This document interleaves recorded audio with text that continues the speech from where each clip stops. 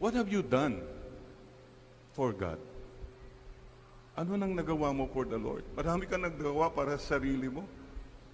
Yeah, but what have you done for the Lord? What have you shared for the Lord? You have time, talents, and treasures.